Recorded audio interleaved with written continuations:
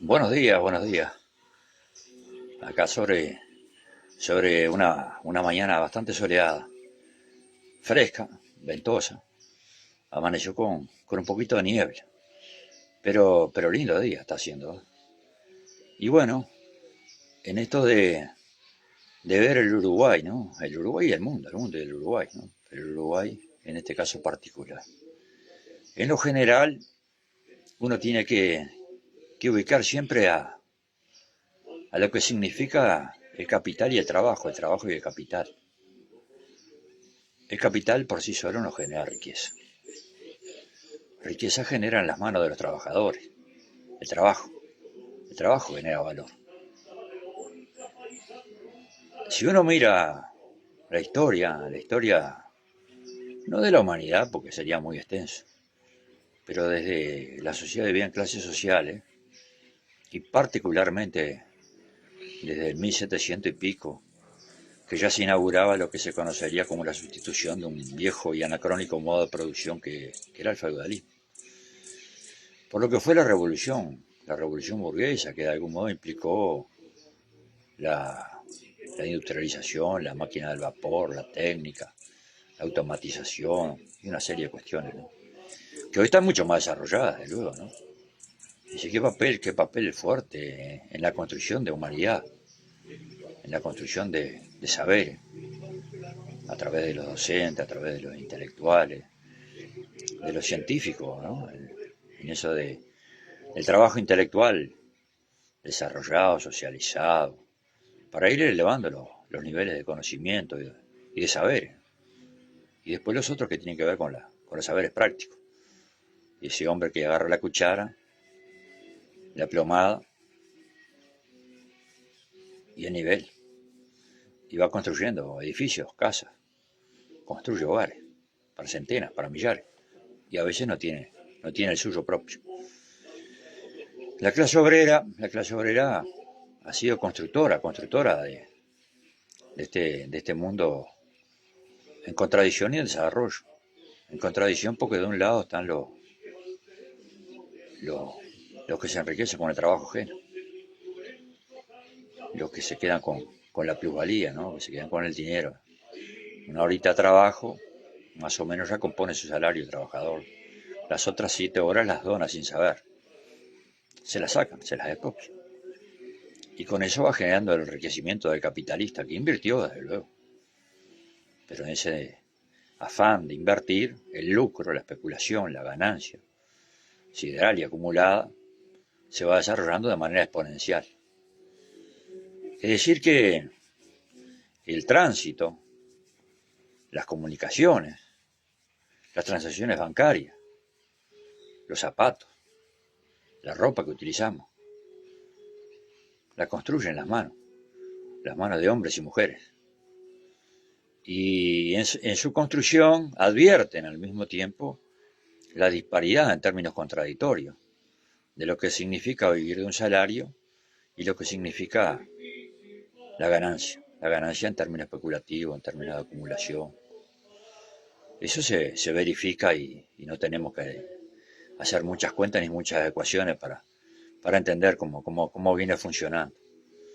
Cuando uno o unos pocos concentran prácticamente el PBI de centenas de países, ¿no? De centenas de países. Y además después son tapas de revista, por el éxito que tienen, el éxito de saber explotar. Pero para explotar tienen que dominar, y para dominar necesitan siempre una estructura que de algún modo sea el resorte en términos de aparato burocrático represivo, ¿no? Que marca de algún modo ese contrato social donde unos son más responsables que otros, donde unos son más culpables que otros, donde unos tienen en su haber el robo de una gallina y el concar, o aquellos otros que envían contenedores de droga, cocaína, lo que sea, ¿no?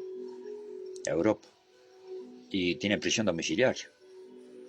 O los que secuestraron y mataron a nuestros compañeros, a nuestros hermanos de clase, donde todavía la brega por aquello de que no quiero viejitos presos, como que la edad los años y si fuesen de algún modo una forma de redimirse. Pero el fascismo no se redime. Los otros días hacíamos mención al 18 brumario de, de Luis Bonaparte, el sobrino de Napoleón Bonaparte.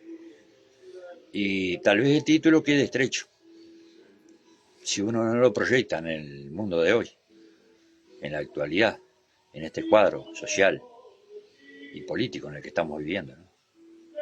A veces hay que mirar con mucha atención y con mucho cuidado, ¿no? Si uno depreda y depreda en favor de qué. En general nunca se depreda a favor de nada. Se depreda para hacer daño, para joder, para embromar. Pero a veces hay que tener cuidado y que hay que ser más responsable. Hay que ser cuidadosos a la hora de ajusticiar, a la hora de señalar, a la hora de responsabilizar. Uno tiende a buscar, en términos reflexivos, que no se busque siempre el mismo lugar, ¿no? Que la piola no se corte por el lugar más fino. Y el lugar más fino, ustedes y yo ya sabemos dónde está. Y si quienes pagan realmente los costos cuando hay crisis, la clase obrera. Cuando no hay, la clase obrera. Los trabajadores, los asalariados, los desocupados, los que tienen que construir su salario, ¿no? Que también de eso conocemos bastante. Por ahí entonces, el 18 brumario, es decir, en eso del fetichismo de las instituciones, ¿no? Marx habló del fetichismo de la mercancía, en el Capital. Pero en este se refiere específicamente como núcleo central el fetichismo de las instituciones, donde hay un proceso de descrédito que empieza a ampliarse y a extenderse. Se les cree de las instituciones, de los gobernantes, del parlamento, de aquello y de lo otro.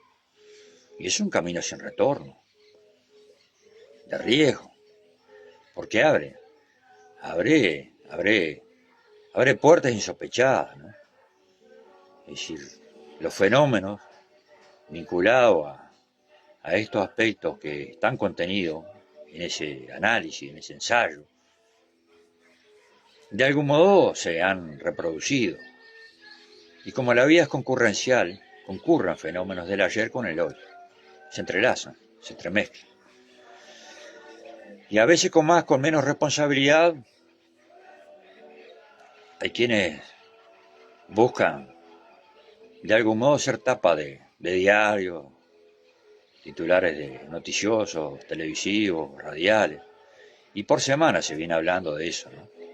Si estuvo bien, si estuvo mal, si hay que aplaudirlo, si hay que condenarlo. Es un poco aquello de la historia del viejo espanto, ¿no? Un poco eso, ¿no? En mi opinión, intentando rebuscar un poco en la historia, no tan reciente, ¿no? Porque ya tiene más de 50 años. Tiene más de 50 años. Y si en Uruguay han pasado cosas muy particulares, ¿no? Uno recuerda a personajes muy cálidos, ¿no? Personajes muy alegres, ¿no? Aquilino y su acordeón, allá por Salto, ¿no?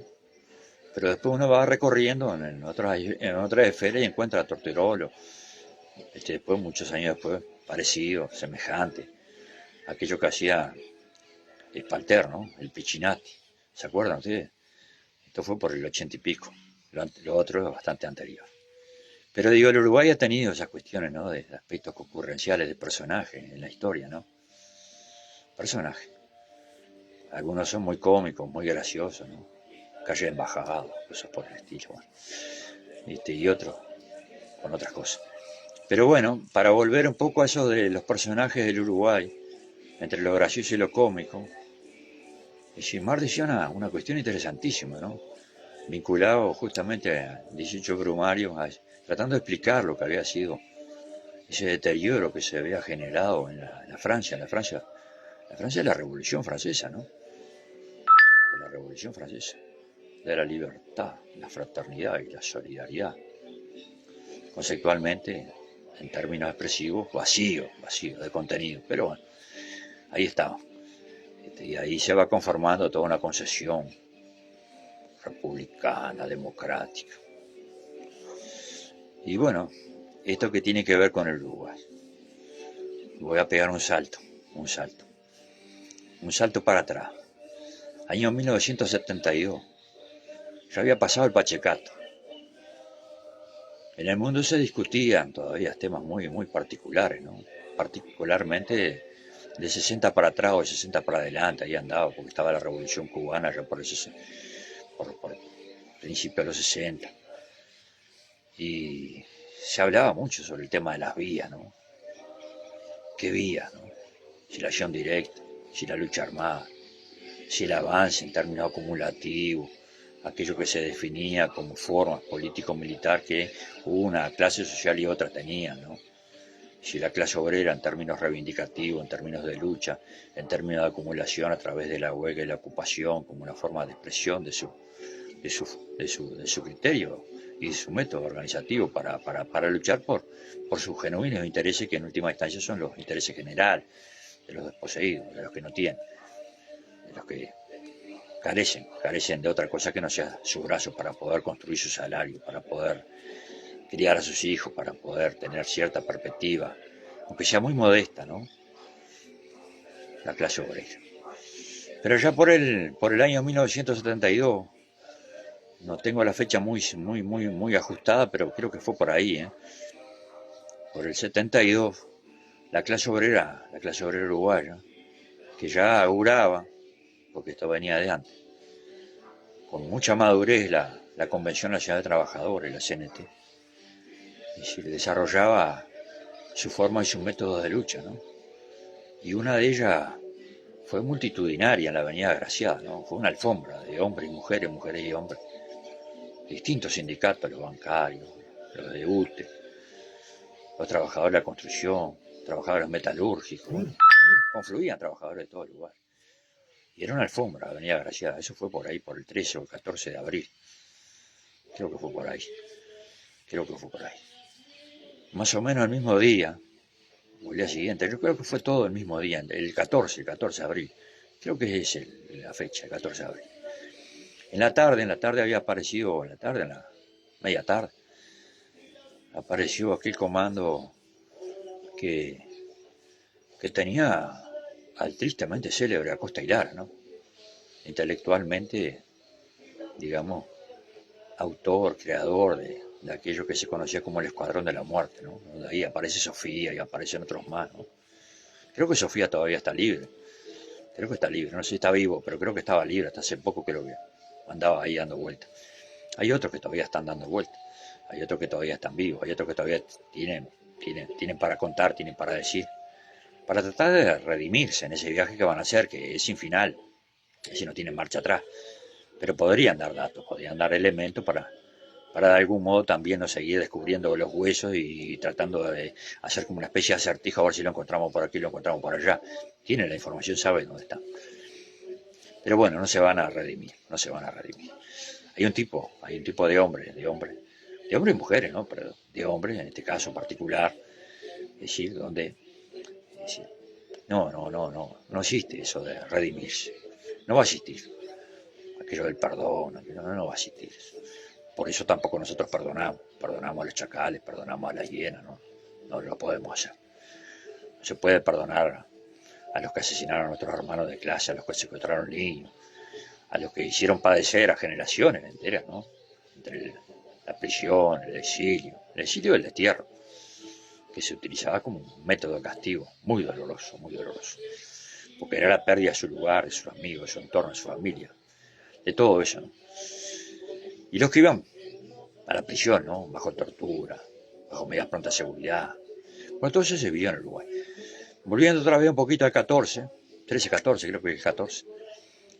Por un lado, esa movilización de la clase obrera, pacífica, pero reclamando y ocupando las calles, saliendo de las veredas para ocupar las calles. Cuando siente la clase obrera su papel fundamental para ocupar el centro de la escena y colocar la necesidad y al mismo tiempo denunciar un gobierno autoritario, como tantos otros que han habido, ¿no? Que de algún modo tiene que ver con aquello de Isidro Brumario, de algún modo tiene que ver con eso, porque es el descreimiento, ¿no? El descreimiento del sistema político, las instituciones, y al mismo tiempo en esa intentona que siempre la clase dominante encuentra como artilugio, ¿no? Para poner de algún modo seguridad de sus intereses, de luego, ¿no? Para poner orden de sus intereses, de luego. Siempre de ese lado. Siempre aparece algún personaje o aparecen estructuras político-militar, ¿no? Como fue la dictadura cívico-militar, que vienen a poner orden, en función de un interés de clase, ¿no? Que nunca tiene que ver con el campo popular, nunca tiene que ver con el campo popular. Pero me quiero detener en ese 14 de abril, que tiene que ver con eso que decíamos de esa marcha pacífica de trabajadores protestando, reivindicando sus derechos, reclamando. Y además planteando soluciones, porque no solo era reclamo, sino que además venían soluciones. Estaba el planteo de las soluciones. Siempre lo ha hecho con mucha responsabilidad la clase obrera uruguaya, la clase obrera en general. Siempre ha sido muy responsable en ese sentido. No solo reclama, sino que plantea. Como fue con el tema de la reforma de la seguridad social hace unos pocos meses atrás, ¿no? No solo que reclamaban, no solo que iban por anular una ley, sino que además planteaban de dónde salían los dineros, ¿no? Que estaban, no es que no estaban. Pero en fin, volviendo otra vez al 14, que no me quiero ir de ello, ese 14 de abril, esa marcha multitudinaria, era una alfombra, la Avenida Graciada era realmente una alfombra de mujeres y hombres y mujeres, que rápidamente fueron cercados por tanquetas y todo el exhibicionismo que hacía el aparato represivo, burocrático, de servicio, siempre la clase dominante, en función del papel que tienen en una sociedad dividida en clases sociales, salvaguardar, defender los intereses de los dominadores, de los explotadores en última instancia. Eso es lo que hace, Lo hacen en Argentina ahora con Milei también. Probablemente saque hasta el ejército a la calle, por lo menos lo viene anunciando. Pero aquel 14 con esa masividad de mujeres y hombres, probablemente cualquier lugar del mundo hubiese sido titular de diario, de informativo, de noticias, ¿no? Probablemente hubiesen habido fotos, ¿no? Y filmaciones, ¿no? Porque no era para que pasara desapercibido, ¿no? Gran despliegue de la clase obrera organizada. En defensa de las instituciones, ¿no? De las instituciones de la democracia, las libertades públicas. Más allá de la formulación de contenido de clase, que es otra historia acá, que había que defender las libertades públicas y políticas. Y el derecho a la protesta, el derecho a la reivindicación, el derecho a la propuesta también. Pero ese 14 apareció este suceso que conmovió también, pero de otra manera, que fue el ajusticiamiento de Acosta y Lara y otros integrantes del Escuadrón de la Muerte. Eso fue etapa de diario y de informativo de televisión y de radio, ¿no? Por muchos días. Y abrió cauce a la jauría, ¿no?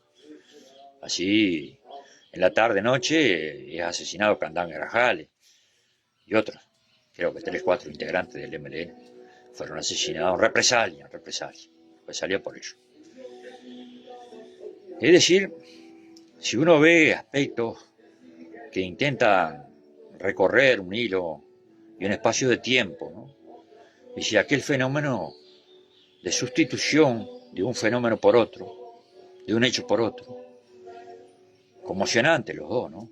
Uno que removía las entrañas de una sociedad que se partía, ¿no?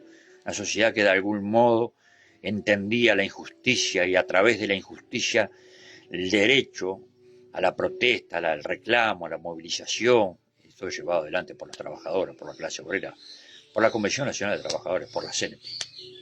Y por otro lado aparecía esto otro. Esto otro es lo que sustituye a lo anterior, a lo que recién nombrado. Fenómenos que fueron sucediendo luego, en el transcurso de los años, ¿no? Y que bueno, más o menos la historia la venimos conociendo. Nunca fue contada del todo, ¿no? Fue contada relativamente. Nunca se fueron contando los entretelones que han habido, ¿no? Siempre se buscó responsabilizar a los que apoyaban los comunicados 4 y 7, siempre se buscó eso, siempre. En general se buscó ese lugar. En general se buscaba que la responsabilidad en horas a ciega que vivía el país realmente, hacia dolorosa, traumática, de confrontación, de enfrentamiento, que vivía la República. Había que tener mucha responsabilidad, para que esto no se transformara en un baño de sangre, para que esto no se transformara No digo en el 1904, pero que no entráramos en eso, ¿no? Sin embargo, después la práctica social va a ir demostrando que el enemigo de clase a través de la dictadura cívico-militar emprendió contra todos aquellos que ellos entendían que eran sus enemigos. Y por ahí se galardonaba, ¿no? De que por más de 50 años no iba a haber comunismo en el Uruguay, ¿no? Izquierda en el Uruguay. No iba a haber.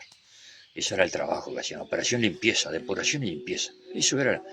Y además lo decían con mucho orgullo los tipos, ¿no? Y además decía, Gregorio Alora decía que acá venían militares de otros países a formarse, a que le explicaran cómo habían logrado todo lo que habían logrado. Fíjense, ¿no? Esa cosa tan vergonzante para la condición humana, bueno. Pero lo decían con mucha alegría. Esa dinámica, digamos, de tiros, que se vivió hasta el 72. Hasta el 72. Después lo que hubo fue la respuesta de la clase obrera organizada con los 15 días de huelga general que no pudo romper el cordón de los partidos tradicionales para que se transformara en una huelga política, que hubiese tenido otra característica, que hubiese tenido probablemente otros resultados. 15 días. Muchos, sin querer o queriendo, no sabemos, faltaron a la cita. No estaban porque no estaban. No estaban porque se habían ido, no estaban porque estaban presos, no estaban por lo que sea, pero no estaban. Faltaron. En eso la vida es muy cruel. Pero no estaba. Pero sí estaba la clase obrera. Y estaba el campo popular, y estaba la FUBA, y estaba la FEU, que además ya contaba sus mártires, ¿no? Ya son muertos, ya asesinados. Igual que la clase obrera, ¿no? De Lourdes Pinto para adelante, ¿no? Tantos pasaron por ahí. Gelo Bonillo, Marpaita, y seguimos, ¿no? Hay decenas, que dejaron antes incluso, de que se diera el golpe cívico-militar. Y después, posteriormente, desde luego, ¿no? Terminamos con Roslic, ya por el 83. Entonces, a veces uno tiene que tener no solo responsabilidad, sino respeto, mucho respeto. Respeto por lo que lucharon. Respeto por lo que no un día ni 15, 12 largos años, todos los días, todas las horas, para enfrentar al enemigo de clase expresado a través de la dictadura cívico-militar.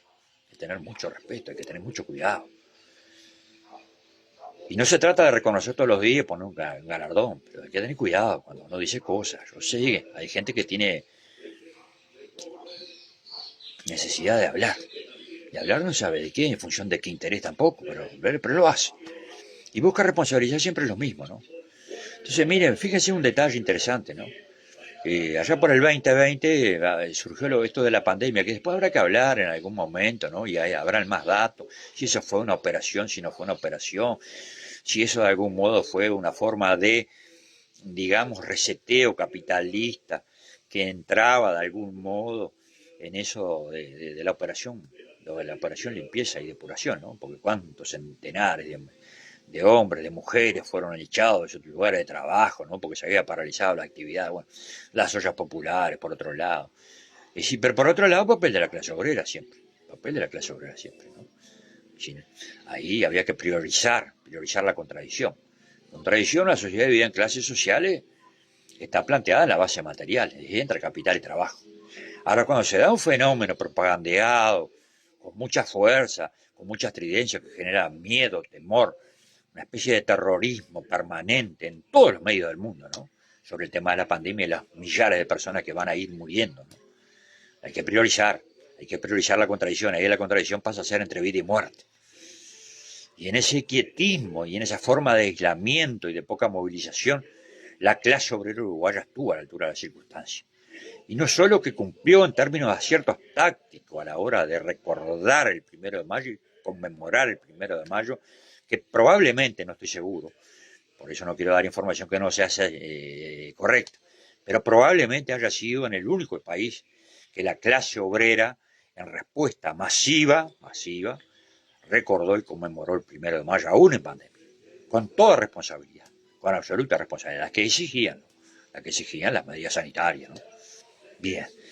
Entonces, Si uno mira luego en el devenir, en términos de iniciativa, ¿no? De iniciativa para enfrentar un gobierno capitalista que se venía, que se venía a colocar en el centro de la escena para recapturar aquellas conquistas que había obtenido los trabajadores y el campo popular en general, ¿no?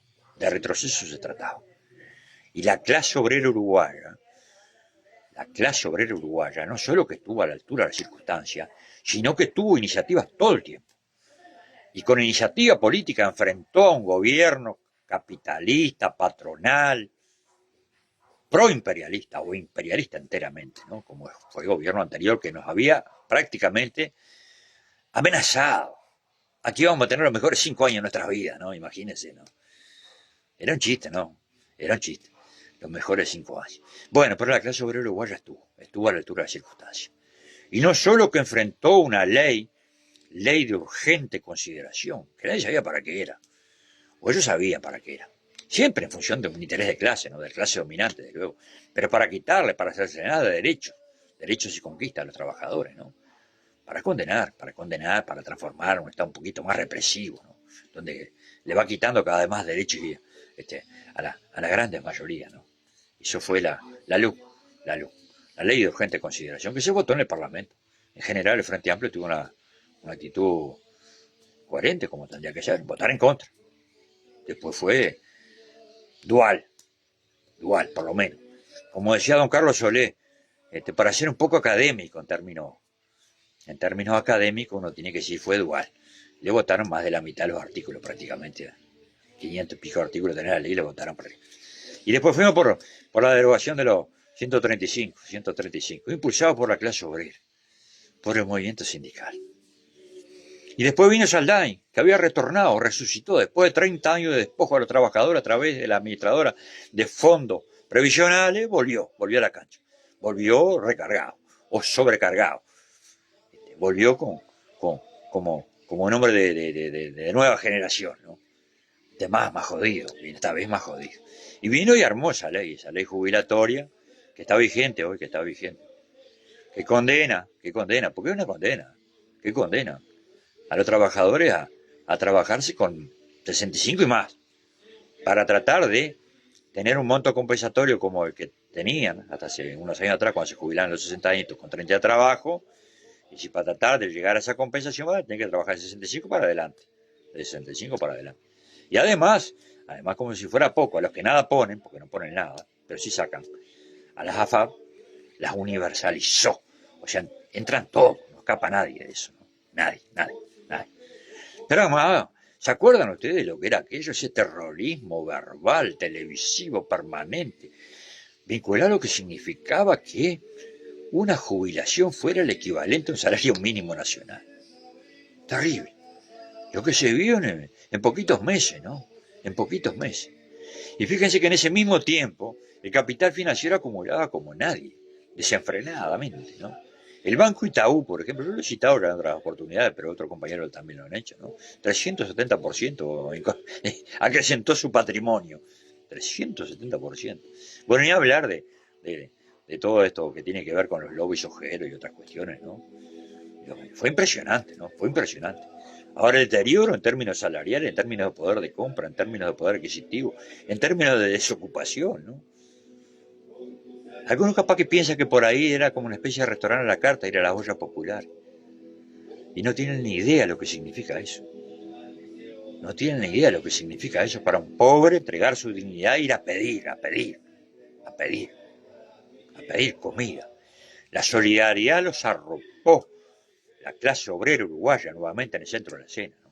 Nuevamente, no solo la clase obrera, pero la clase obrera particularmente. Es decir, marcó mojones históricos en estos 5 años. Lo mismo que tuvo en su historia, en su construcción, ¿no?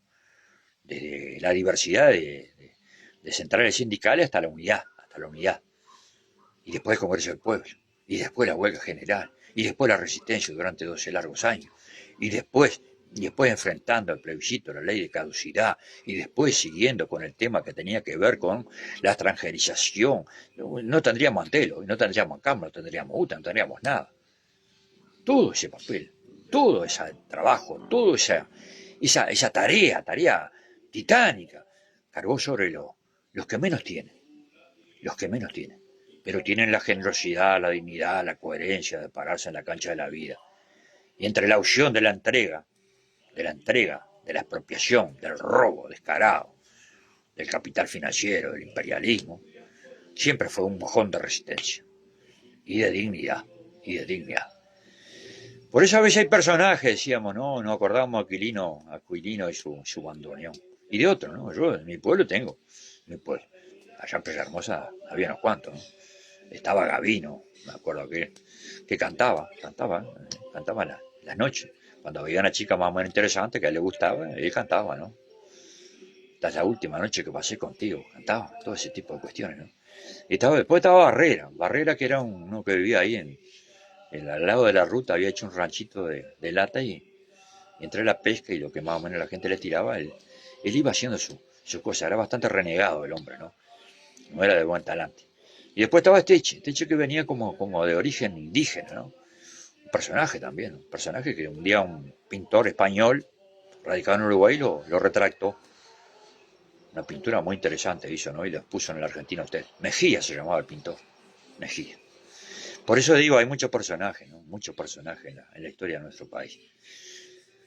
Hace muy poco tiempo escuchaba, no recuerdo si a quién, el nombre no lo recuerdo, ¿no? Pero vinculado siempre al fútbol, ¿no? Porque vamos a volver al fútbol, ¿no? Sobre aquel partido memorable, ¿no? Campeón del mundo, Uruguay en 1950, ya en Maracaná. Terrible selección la brasileña, ¿no? Era una maravilla, tenían prácticamente el campeonato ganado. Pero ya apareció el Uruguay, la selección uruguaya, con el capitán, con el Odulio Varela, ¿no? Pero con jugadores de fútbol, ¿no? Porque jugaban al fútbol los tipos. Con el Chafino, con Giller, con el Pata Loca. Pata Loca. Pata Loca era Julio Pérez. Bueno, a mí no me gustaría que el Loco Espanto fuese sustituido por el Cotorra Loca, de verdad que no. No está bueno, no le hace bien al país, no le hace bien a la historia. Y no le hace bien a un sector que es el que siempre sufre, que es el que siempre paga. No le hace bien. Entonces, ¿para qué? ¿Cuál es el sentido? No tiene sentido. No tiene sentido. Vamos a rescatar lo que se tiene que rescatar. Vamos a reafirmar lo que se tiene que reafirmar. Vamos a tener una mirada larga. Vamos a entender el fenómeno en el que estamos, del tipo de sociedad. ¿Quiénes más acumulan? ¿Quiénes menos acumulan? ¿Quiénes no tienen ni posibilidad de tener un salario? ¿No? ¿Y por qué le vamos a pegar siempre en el mismo lugar? No tiene sentido. Uno tiene que llamarse a recato, a silencio a veces, ¿no? No tiene sentido. Para que el Loco Espanto no sea sustituido por el Cotorra Loca, prefiero yo que haya silencio. Y el silencio implica también respeto. Y hay que respetar a los que luchan, los que entregan a diario, ¿no? Su sangre, porque ponen eso, su sudor, sus penas y sus dolores. Con mis chúcaras ansias, con mis libres ideas, que no son tan libres, pues ya lo he dicho, no son tan libres. Son libres en el sentido que expresan en su contenido, desde el punto de vista conceptual, la libertad, porque la libertad implica superar la necesidad. Y ahí no acusamos a los que están abajo, a los más sencillos no. ¿Por qué? ¿Por qué? ¿Para qué? Bueno, fuerte abrazo, fuerte abrazo, fuerte abrazo. Buen fin de semana. Buen fin.